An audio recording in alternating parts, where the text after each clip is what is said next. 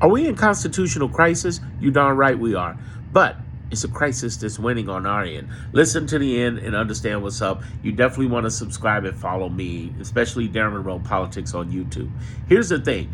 I know that we are winning in the middle of a constitutional crisis based upon Trump's playbook, Trump's behaviors, and the judge's behavior in the judicial branch and the supporting cast of people who are suing him, like our attorney generals and governors from 22 Democratic states.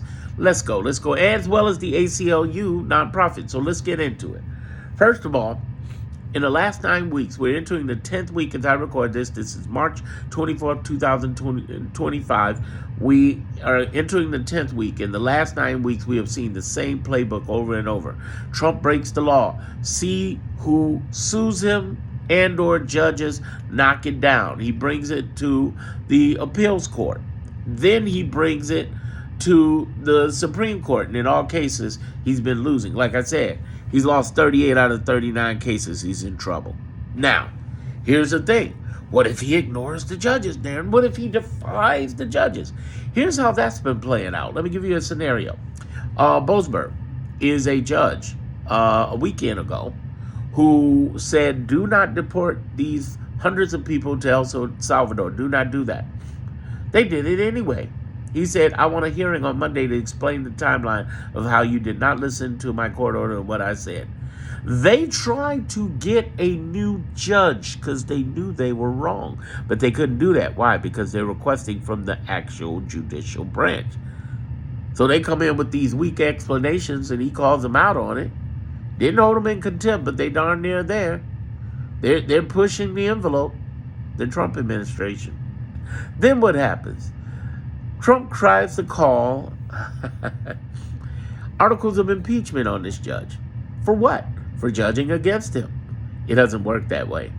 Even if they get it through the House, which I don't think there's enough, maybe GOP who actually follow, but let's say they're brain dead and they follow anyway, like the sucker fools that they are. It's not going to get through Senate. They need 67 votes. They don't have it. And even Chuck Schumer, or with his old traitorous butt, even he's not going to go for that because the judge has done nothing wrong.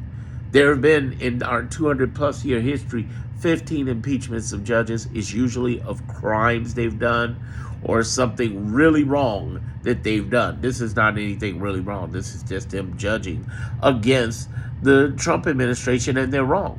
But let me tell you what this does to the judicial branch. Piss them off. You want to know how pissed? Justice Roberts, who was nominated by Trump, rebuked Trump. Oh yeah, that's what you do. Let's piss off the legislative branch.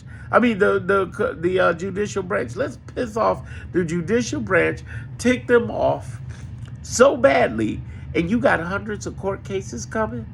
Oh no. And then you could tell Trump's scared because here's what happened. When they went to him and talked to him about him signing the Alien Enemies Act, that's why those hundreds of people got shipped to El Salvador last weekend that the judge said, no, Alien Enemies Act. Alien Enemies Act is for foreign countries. If we have a war with a country, we grab their people and send them back, like they horribly did for Japan. They put them in internment camps in World War II and ended up, paying them reparations and doing a big apology. Well, in this case, we're not at war against anybody. That's why Boasberg's like, Judge Boasberg last weekend was like, don't you ship those people. What's wrong with you?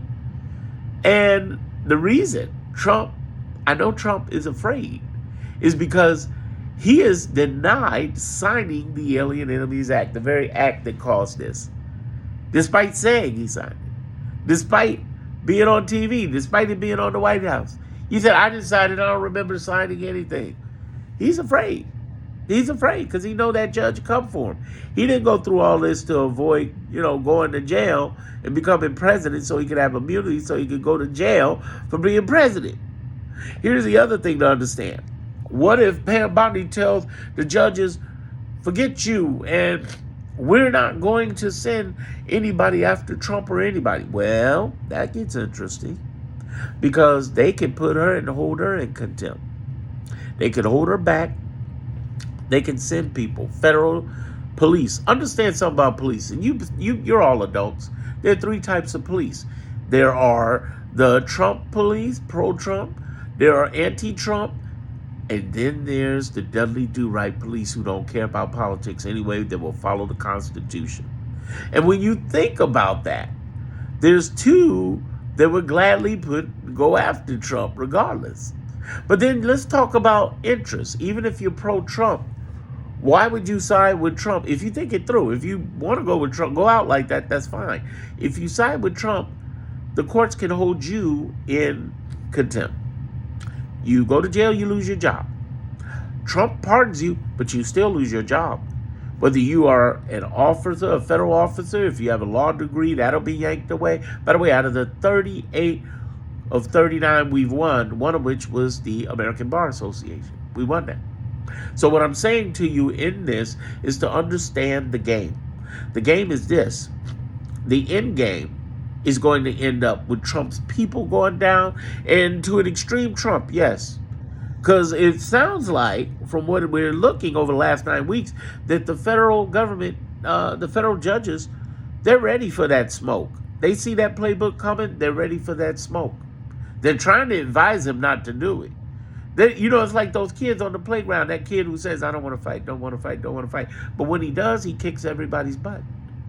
The judges are like, we don't want to do this, we don't want to do this, we don't want to do this. But when they finally pull the trigger on him, it is done. And good old Bondi's going down too. So is Tom Homan, the border czar, who says, I'll ignore any court case I want. That's what he said. Oh, they think they bad. They don't know what bad is.